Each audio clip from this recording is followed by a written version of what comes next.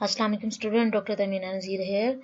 आज हम statistical theory 2 biostatistics का चैप्टर स्टार्ट करेंगे, जिसमें हम देखेंगे कि जो टेस्ट होते हैं स्टैटिस्टिक्स के टेस्ट जो हैं जो आपके डाटा को कंप्यूट करने के लिए हम यूज़ करते हैं वो कौन से हैं।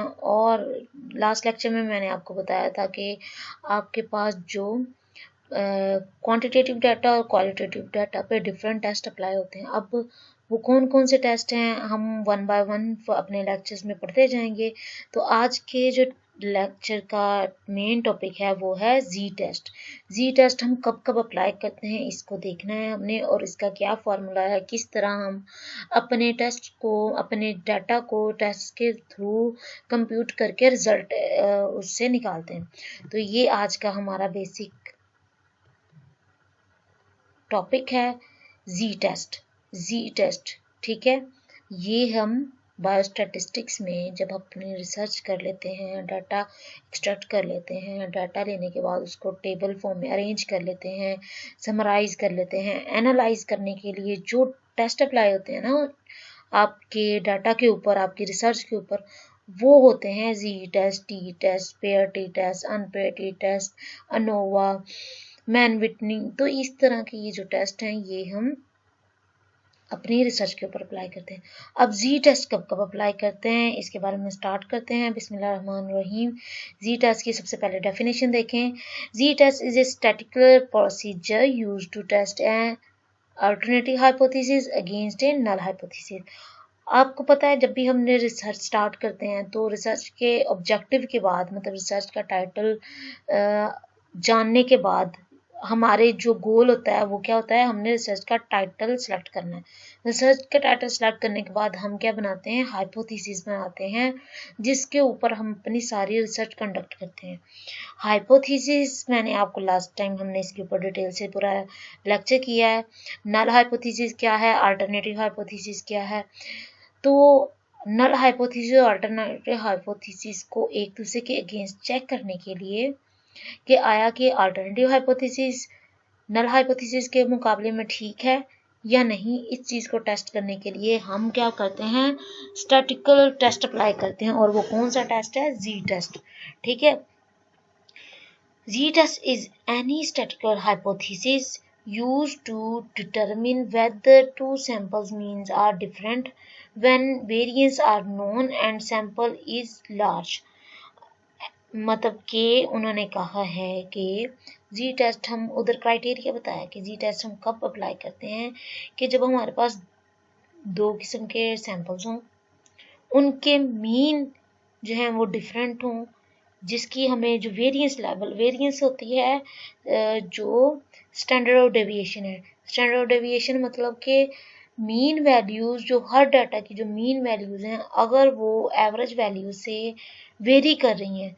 फर्ज करो अगर 10 आपका मीन है आपकी पॉपुलेशन का, तो वो जो सारी बाकी सब की वैल्यूज़ हैं वो 10 से 11 हो रही हैं, 11.5 हो रही हैं, या 10 से 9 हो रही हैं।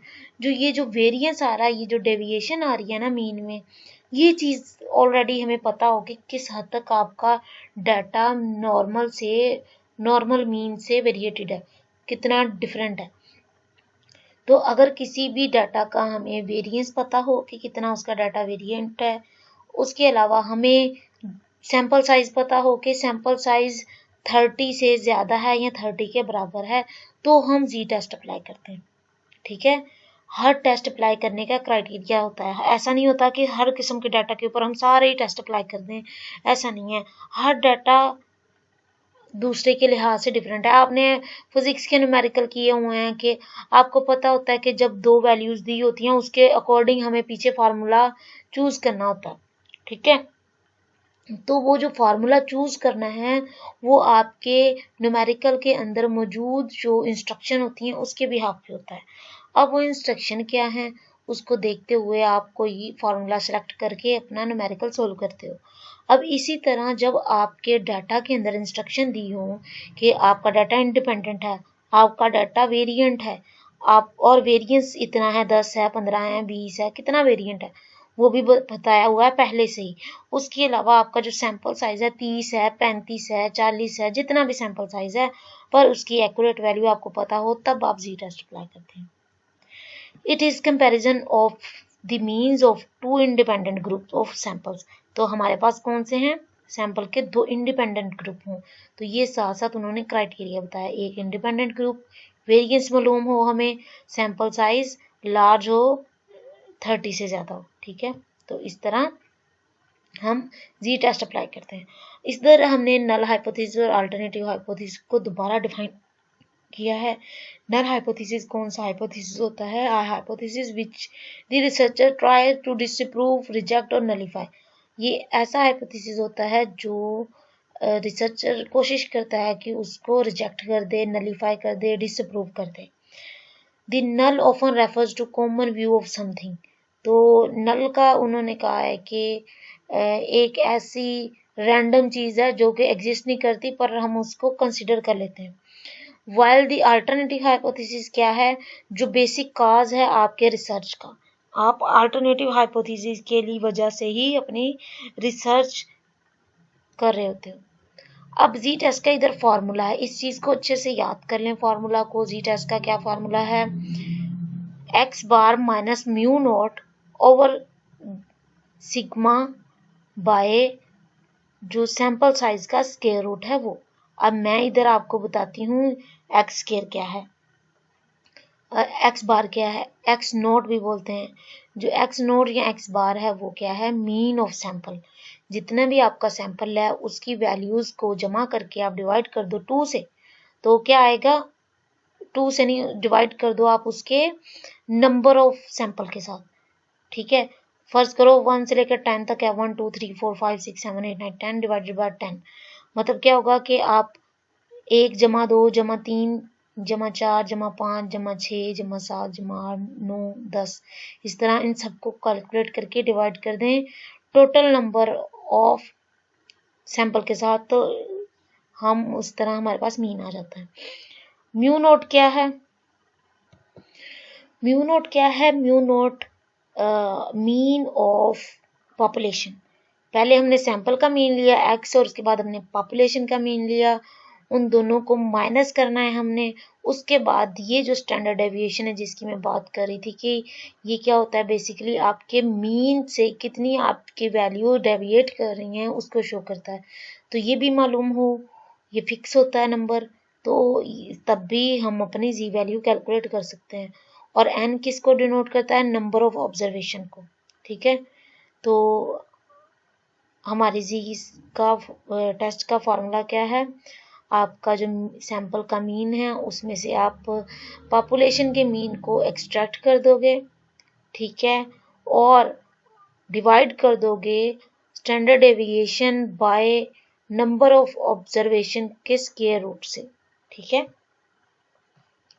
When samples are drawn at random, अब इसका क्राइटेरिया फिर वो बता रहे हैं, जब सैंपल साइज रैंडमली हमने कलेक्ट किया हो, हमें नहीं पता, हम आगे सैम्पलिंग के भी टेक्निक्स होती हैं, रैंडम होता है और कन्वीनियंट होता है, स्नोबॉल सैम्पलिंग होती है, टेक्निक डिफरेंट टेक्निक है, ये हम पढ़ेंगे।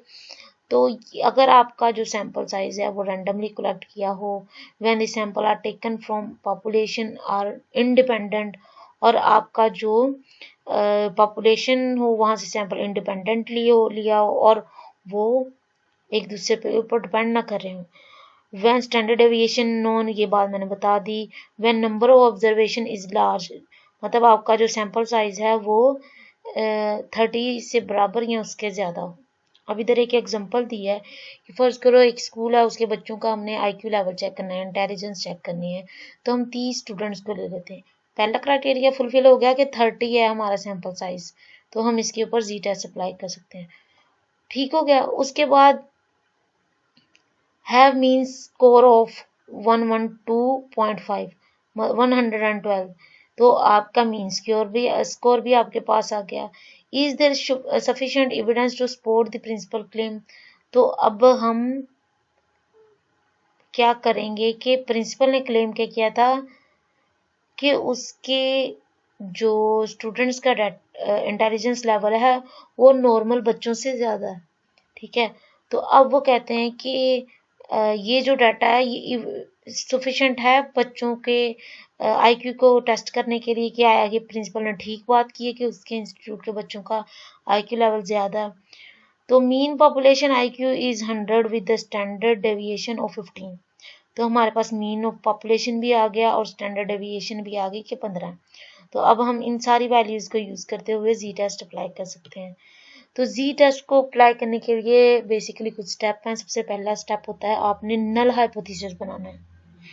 दूसरे नंबर पे आपने अल्टरनेटिव हाइपोथेसिस बनाना होता है। नल हाइपोथेसिस क्या कहता है? The accepted fact is that population mean is 100। Population का मीन क्या है? म्यू किसके बराबर है? 100 के। और अल्टरनेटिव हाइपोथेसिस क्या होगा? जो प्रिंसिपल ने क्लेम किया है वो क्या उसने किया है कि जो मेरे स्टूडेंट्स का मीन है वो जो आईक्यू लेवल है वो नॉर्मल से ज़्यादा है। तो अल्टरनेटिव हाइपोथेसिस हमारा क्या बनेगा कि जो उसका मीन है, sample mean of IQ level is greater than 100। ठीक है, तो हम इस तरह एक पिक्चर ड्रा कर लेते हैं। इस साइड पे हम सारी एवरेज वैल्यू ले लेते हैं और देखते हैं किस कैटेगरी में कितने स्टूडेंट फॉल कर रहे हैं। उसके बाद हम क्या करते हैं, हम अल्फा लेवल, अल्फा क्या था? Alpha error, level of significance हम सेट कर लेते हैं। लेवल ऑफ सिग्निफिकेंस मैंने आपको बताया था 0.05 कंसीडर करते हैं। अगर हम इसको जी स्कोर के लिहाज से देखें तो 0.05 किसके बराबर होता है? 1.645 के। ठीक है, तो जब हमें जी टेस्ट के लिहाज से हमने अपने नल हाइपोथेसिस या अल्टरनेटिव हाइपोथेसिस को एक्सेप्ट करना है, पहले हम ले रहे थे इसको कंसीडर कर रहे थे। जब भी हमने जर्नल पढ़ते हैं ना तो हम लेवल ऑफ सिग्निफिकेंस को कंसीडर करते हैं। उसके कम या ज़्यादा होने से हम नल हाइपोथेसिस को एक्सेप्ट या रिजेक्ट करते हैं। अब अगर जी स्कोर की बात करें तो जी स्कोर में 0.05 1.645 के इक्विवेलेंट है। तो इस कैलकुलेटर को यूज़ करते हुए जब हमने सैंपल साइज दिया, जो हमारे सैंपल का पॉपुलेशन साइज 1.12 था, मीन पॉपुलेशन कितनी थी? 100, डिवाइड किया हमने स्टैंडर्ड डेविएशन से और नंबर ऑफ ऑब्जर्वेशन के साथ, तो हमारा आंसर आया 4.56। तो अब अगर बात करें नल हाइपोथेसिस को एक्सेप्ट करने की या रिजेक्ट करने की, if step 5 is greater than step 4। Step 4 क्या था? 1.645, मतलब कि हमने जो लेवल ऑफ सिग्निफिकेंस अपना सेट किया था वो 1.645 है। तो अब हमारा क्योंकि जो स्टेप 5 है उसका आंसर 1.6 से ज़्यादा है, तो इसका क्या मतलब है? हमने अपने नल हाइपोथेसिस को रिजेक्ट करना है। अगर हमारा ये आंसर 1.6 से कम आता तो अपना नल हाइपोथेसिस हम एक्सेप्ट करते। अब इसी तरह अगर एक की वैल्यू की बजाय हमने दो डिफरेंट वैल्यूज़ ले ली हैं, दो डिफरेंट पॉपुलेशंस ले ली हैं, एक मैंने पाकिस्तान से ले लिया, एक मैंने इंडिया से ले लिया है, तो इस तरह हम वैल्यूज़ को माइनस करके सब्सट्रैक्ट करके हम अपने जी फार्मूला को मॉडिफाई कर सकते हैं। दोनों पॉपुलेशन की वैल्यूज़ को माइनस करेंगे, दोनों पॉपुलेशन के मेन सैंपल को पहले माइनस करेंगे, फिर जो ओवरऑल पॉपुलेशन है उसको माइनस करेंगे, फिर जो स्टैंडर्ड डेविएशन डिवाइडेड बाय जो नंबर ऑफ ऑब्जर्वेशन है उनको डिवाइड करके इनका आपस में मीन ले लेंगे। तो इस तरह जो वैल्यूज आएंगी वो डिनोट करेंगी आपके जी टेस्ट के थ्रू नल हाइपोथेसिस को एक्सेप्ट करना है, रिजेक्ट करना है, इस चीज़ को सपोर्ट करेंगे। अब इधर एक और एग्जांपल दी हुई है कि एक blood, the amount of certain traces element in blood is known to vary with the standard.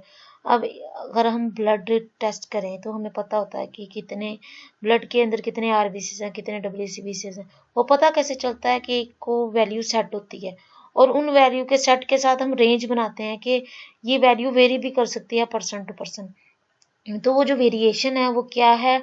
Standard deviation है 14.1 है मेल के लिए और फीमेल के लिए 9.5 पार्ट्स पर मिलियन है। ये उन्होंने यूनिट साथ बताया। तो उन्होंने कहा फर्ज करो हमने 75 मेल लिए, 50 फीमेल ली और इनके टेस्ट किए और उनकी जो कंसंट्रेशन मीन्स हैं वो 28 और 33 आए।